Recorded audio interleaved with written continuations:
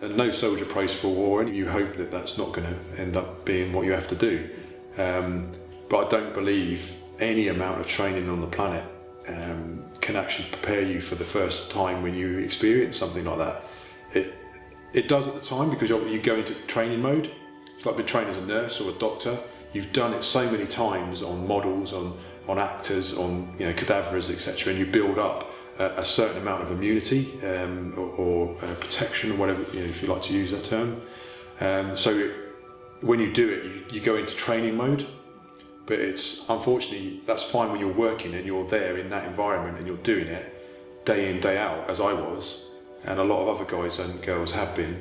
But it's when you come home and then you've gone from that, the adrenaline and the pace of life and the constant, you're occupied, to sitting at home in front of the TV, and all you've got is a PlayStation or a TV, a pint down a pub or whatever.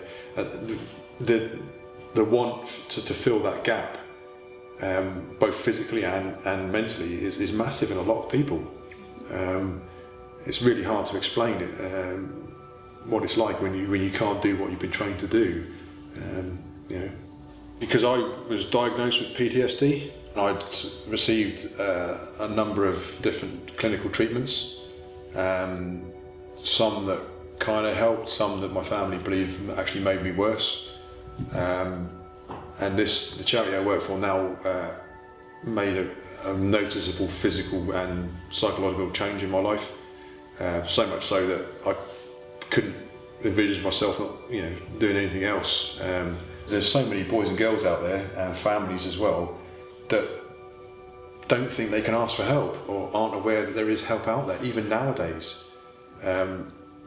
Because of me being as vocal as I have been about my situation, I had 5 close personal friends of mine that up until that point had given no outward indication of having problems, have come forward individually and asked me, is it this, mate? Can you tell me more? Can I get help? Who do I need to speak to? Because they've masked it, they've hidden it, because it's perceived by most people to be a weakness. Even nowadays, even though with all the more the awareness of mental health, a lot of people still think it's in your head. Yes, it is, but it really is.